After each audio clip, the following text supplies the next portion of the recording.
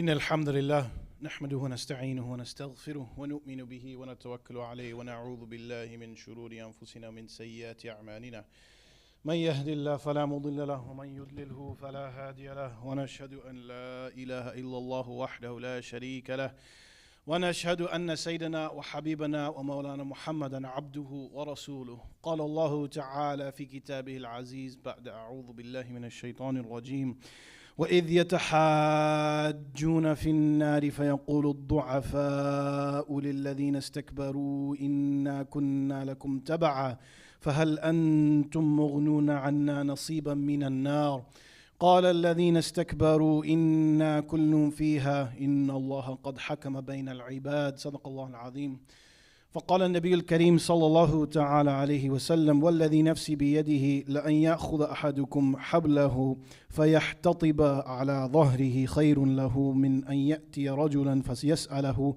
أعطاه أو منعه أو كما قال عليه الصلاة والسلام أما بعد.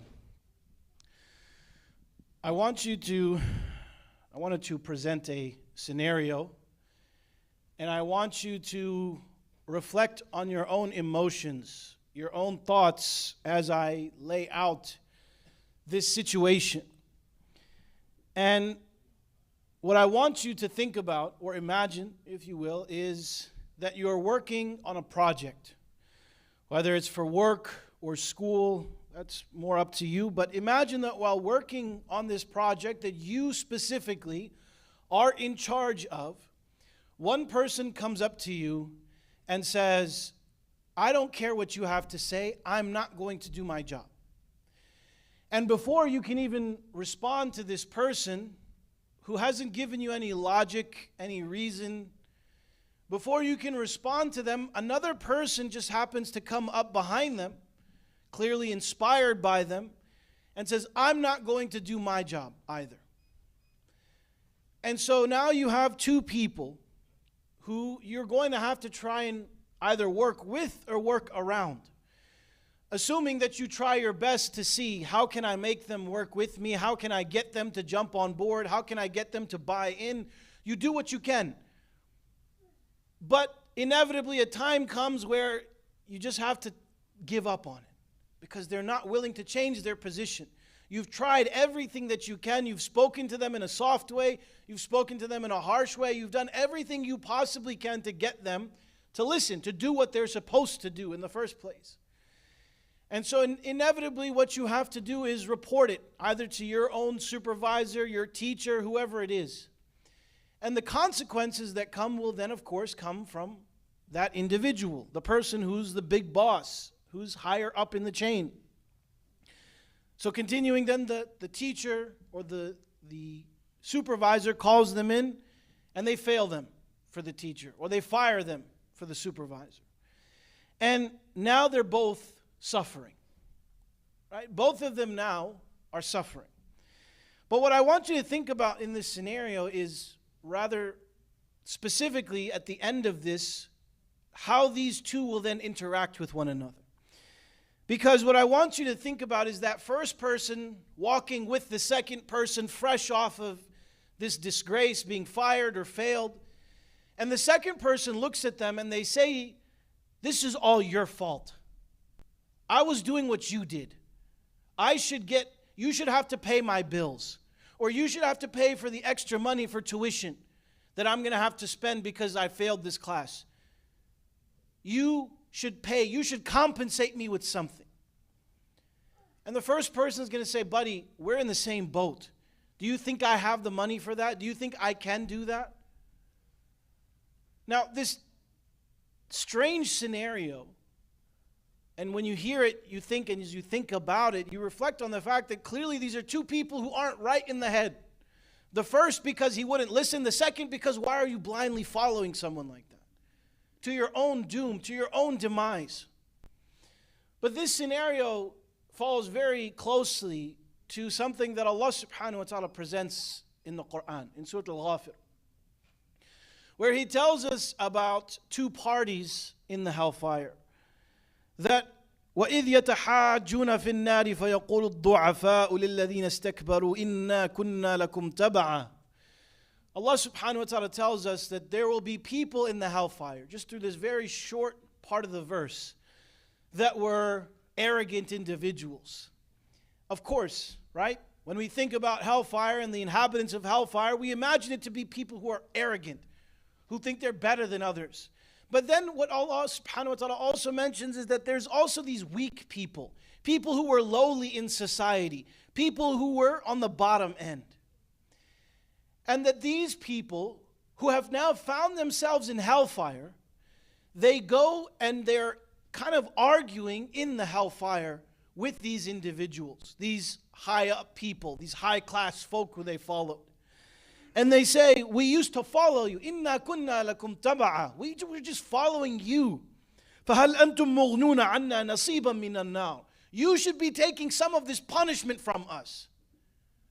The fire that's burning off our skin and replacing it so that the pain continues. The face is being torn off. This is pain you should share with us. Now, what is the response of these people who in life were high class and in the next life are in the lowest of lows? وَقَالَ الَّذِينَ اسْتَكْبَرُوا إِنَّا كُلٌّ فِيهَا. Buddy, we're all in this. There is no sharing. There is no better spot here. There is nothing that I can do for you. We are all in this now together for eternity. We're here. إِنَّ اللَّهَ قَدْ حَكَمَ بَيْنَ الْعِبَادِ. Allah has judged. Judgment has come. And this is where we belong. And to be clear, there's something very interesting here. That these individuals, they don't seem to be in some kind of regret, so to speak. They don't seem to be acting like it's not fair. Right? Because think about it. If somebody deals with something harsh, they deal with some difficulties, they might try to, complain about it. But these people, these high up people have to say is, we're just here too. What are we going to do? Allah has judged. And the reason this is so fascinating is this goes back to a very fundamental reality when it comes to Allah subhanahu wa ta'ala. Allah is al-adl. He is the just.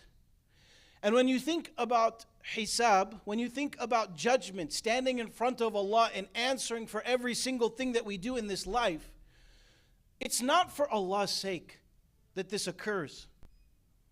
That an individual, when they stand in front of Allah subhanahu wa ta'ala, He says, did you do this? They say yes. Did you do this? Yes. Did you do? It's not for Allah's sake, because Allah knows every single thing that a person did. Rather, it is for a person to have one of three outcomes. The first, which is the worst, that once judgment has passed, they know they deserve to be where they are. They were asked, did you do this? Yes. Did you disbelieve? Yes. Did you not do this? Yes. I didn't do this, ya Allah.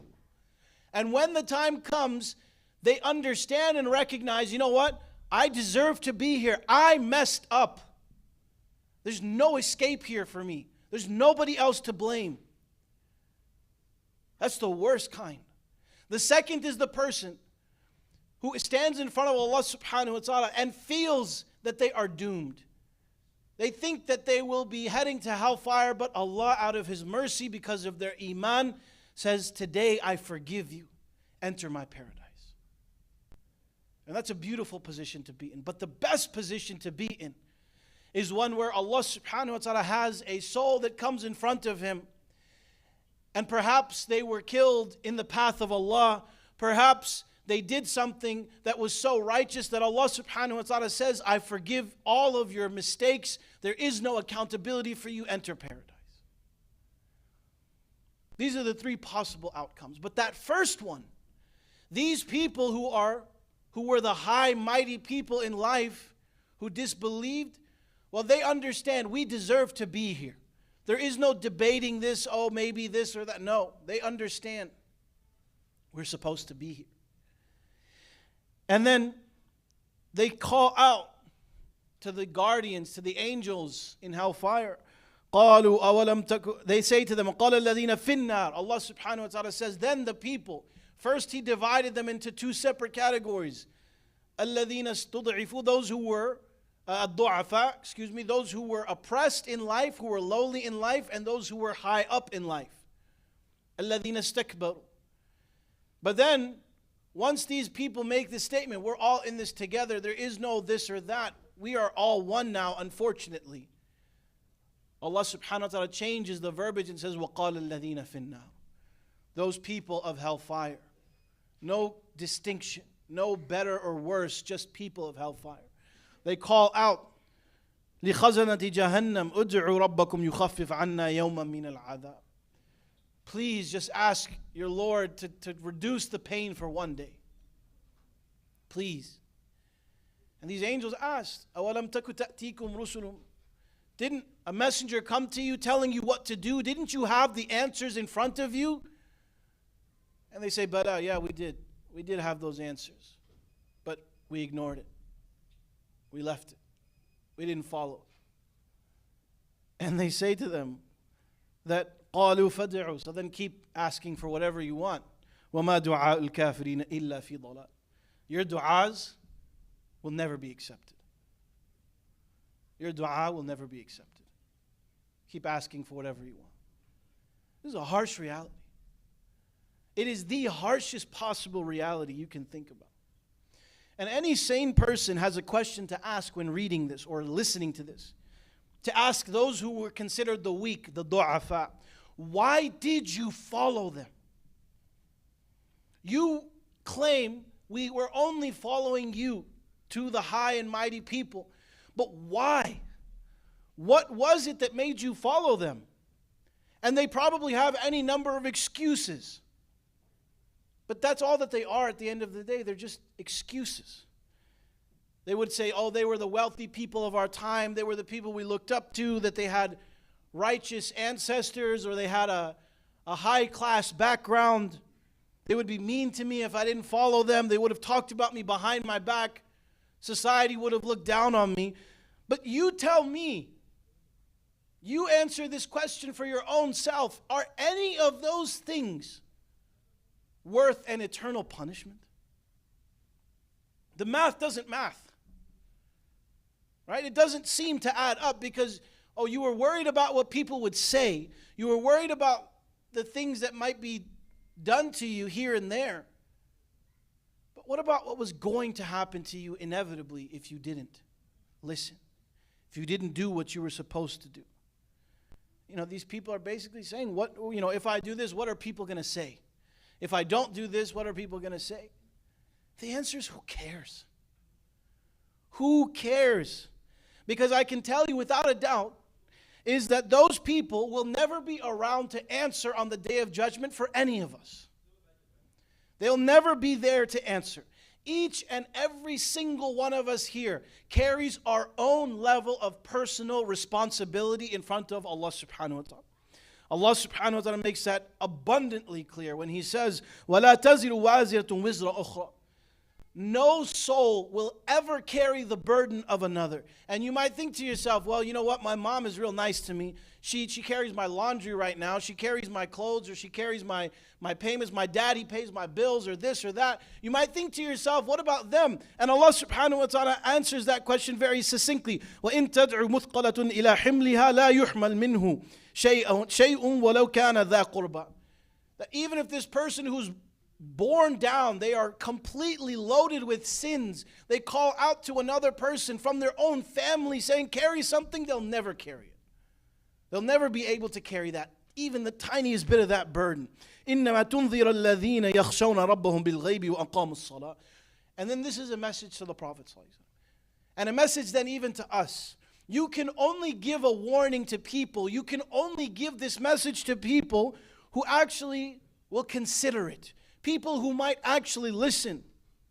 الَّذِينَ يَخْشَوْنَ رَبَّهُمْ بِالْغَيْبِ. They believe and they fear and they're mindful of their Lord without having to see Him, and they establish salah.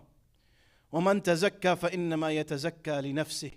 Whoever purifies their own soul, they do it for their own benefit. There's nobody else who benefits from you being a better Muslim. Nobody else benefits from you being a better believer. وَإِلَى اللَّهِ الْمَصِيرُ. And to Allah is that final return. Allah subhanahu wa ta'ala is making it abundantly clear. There is no scapegoat on the Day of Judgment. There's nobody you're going to be able to point to and say, oh, I did it because of him. I did it because of her. It was because of this reason or that reason. You will answer for every single one of your own actions. And no one will be able to carry that burden for you. Not your brother, not your father, not even your mother. There will not be a single person who will be able to take even an atom of that burden from us on the Day of Judgment. We ask Allah subhanahu wa ta'ala to open our hearts to personal responsibility and allow us to be people who are mindful of the hisab. أقول قولي هذا وأستغفر الله لي ولكم ولسائر المسلمين فأستغفروه إنه هو الغفور الرحيم.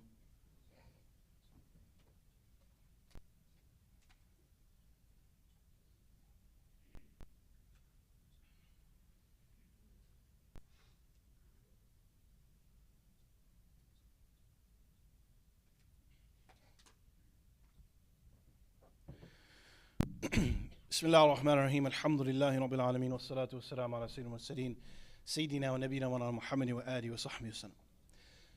So, practically, what does that mean for any one of us? What are we supposed to take from this? And the answer is that my job, it means for us that my job is always to consider my own culpability, my own responsibility in any given situation. What am I responsible for? And this is a mindset that's not very easy to establish, especially in the world that we live in, where people are very quick to blame circumstance. People are very quick to blame others for their problems, because most of the time, for whatever reason, their problems are because of this or that or somebody else. And the reason that that's foolish is because you have no control over circumstance. If a person is born into poverty, they did not choose that life. But what they do choose are their actions. What they do choose is what it is that I am going to do now that I'm here in this place, now that I'm here in this situation. None of us control the results that our actions bring, but we just control our own selves, how we respond and react in any given situation. To know this is half the battle. And then it's about executing it. It's about acting on it. About considering what you could have done differently in a situation to learn from it. That if it went badly, this is what I do in the future. And making sure that in the future, I don't simply just fall into the same trap over and over and over again. The Prophet ﷺ said, the Muslim is not stung from the same snake hole more than once. That if you go into something, perhaps your foot falls into a snake hole, you get bit. You don't suddenly just walk right past it again and fall right back into it. No, you think about, you recognize, I made a mistake, I'm going to learn from this. So today I leave you then with 3 things for you to consider, to enact this idea, this concept of personal responsibility. And the first is probably the most important while also being the most difficult, which is focus on what you can control. You cannot control other people. You cannot control the circumstance you're in. You cannot even control the results of the actions that you do. But what you can control is your efforts, your actions leading up to it. This is what is within our grasp. And by doing this, you allow yourself to understand your own responsibility in a given situation. If you walk outside of here and you see your car being towed, you can get upset with the guy who's towing your car. You can curse the towing industry as a whole. But what you cannot change is the fact that your car got towed. No matter what you say, no matter what you do, the result will not change. What you can change, though, is the lesson you take from the situation. I parked in the wrong spot. I should not park there again. That's the very simple lesson. That is the thing that I take as my own responsibility. Because I might be able to say, oh, they're so wrong, and they're so this, and they're so that.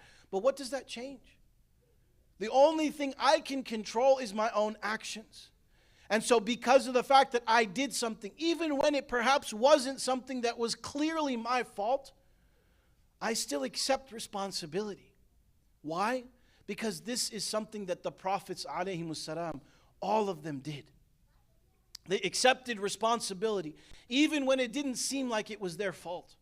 When Adam ﷺ bit from that fruit, and Allah subhanahu wa ta'ala's anger came, think about his reaction. It was not, Ya Allah, why did you let Iblis into Jannah? Why is he here in the first place? Why did you allow him to come in to whisper in the first place to me? Why could I hear that? That's not what his answer was. He just said, Ya Allah, I made a big mistake. رَبَّنَا ظَلَمْنَا أَنفُسَنَا. We messed up. وَإِن لَمْ تَغْفِرْ لَنَا وَتَرْحَمْنَا لَنَكُونَنَّ مِنَ الْخَاسِرِينَ. If you don't have mercy on us, you don't forgive us, Ya Allah, we're done. We're lost. It's over, Ya Allah. Brother, scoot up, please. Fill in the space in front of you. In that same situation, if you go outside and your car was towed, but guess what? It was a mistake. Your answer can still be, what could I have done differently? You might be able to think of something. Maybe I could have come a little earlier. Maybe I could have done something differently. Maybe I could have carpooled. And even if all of that fails, then you still just remember at the end of the day, the results of these actions, it's qadr Allah. It happened because Allah wanted it to happen. Ma sha'a fa'al. Whatever He wants to do, He does. Whatever happens will happen because He allowed it. Right? This is following in line with the Prophets alayhimus salam. Number 2, think often about the day that is coming sooner, far sooner than any of us truly realize. The day where we stand in front of Allah subhanahu wa ta'ala and we have to answer for our actions. Think about that day. Don't just conceptualize it. Don't just let it be something that exists in the ether. You think about it and, oh yeah, that's going to come one day. No, think about yourself standing in that position. Close your eyes and imagine that the Lord of all things, Rabbul Alameen, is asking you, did you do this, ya fulan? And think about how you'll answer that. Did you perform this action? Did you do this action? Ask yourself, imagine yourself in that scenario. You know, when athletes go out into their field of play, one of the things that psychologists often say is that if you visualize your success, it's more likely to happen. Whether that's true or not is irrelevant. But the point being is that they sit there and they actually think about, what will it look like when I accomplish this, when I conquer this goal. It's a little different because this isn't something to conquer, but it's something to reflect on and ask yourself, how am I going to answer these questions on that day? How am I going to answer Allah subhanahu wa ta'ala? And if I don't like those questions, if I don't like those answers, well, the good news is we still have time. With breath in our body, with the heart still beating, we still have time. And that leads me to our third point. With Ramadan approaching, don't think about what you can't do this Ramadan. This is often the first thing that comes, that people come to me and say, Sheikh, I'm trying to, figure out what I'm going to do in Ramadan, but I have this and but I have that. And don't think about what you can't do. Think about what you can do. Think about what you can leave behind. Think about the things that are within your control to do.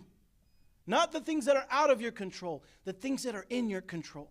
Can I maybe spend a little less time on the phone? Yes. Can I watch a little less TV? Maybe no TV? Yes. Can I stop listening to the things that I do and maybe focus more on the Quran? Yes. Those are the things that I can do. And that's my personal responsibility. That's our personal responsibility. Make a plan for Ramadan built around what you know you can improve on, not the things that you can't. If you don't have good tajweed, you're probably not going to fix it in one Ramadan. Make that a long-term goal. If you don't have the ability to read Arabic, it's probably not going to happen in 30 days. Figure out what you can do. Then own that. Take responsibility for it. And be someone who recognizes what their own job is, what their responsibility is. And don't be the person who says, oh, I couldn't because of that or this. No. Personal responsibility is beloved to Allah subhanahu wa ta'ala. And we see it in all of His messengers alayhimus salam. So what better example to follow? We ask Allah subhanahu wa ta'ala to open our hearts to responsibility. We ask Allah subhanahu wa ta'ala to grant us a righteous and happy Ramadan. We ask Allah subhanahu wa ta'ala to allow us to be people who He's pleased with. اللهم صل على محمد وعلى ال محمد كما صليت على ابراهيم وعلى ال ابراهيم انك حميد مجيد اللهم بارك على محمد وعلى ال محمد كما باركت على ابراهيم وعلى ال ابراهيم انك حميد مجيد ربنا آتنا في الدنيا حسنة وفي الآخرة حسنة وقنا عذاب النار ربنا ظلمنا أنفسنا وإن لم تغفر لنا وترحمنا لنكونن من الخاسرين ربنا تقبل منا إنك أنت السميع العليم وتب علينا يا مولانا إنك أنت التواب الرحيم عباد الله إن الله يأمر بالعدل والإحسان وإيتاء ذي القربى وينهى عن الفحشاء والمنكر والبغي يعظكم لعلكم تذكرون اذكروا الله العظيم يذكركم واشكروه يزدكم واستغفروه يغفر لكم واتقوه يجعل لكم من أمركم مخرجا. أقم الصلاة.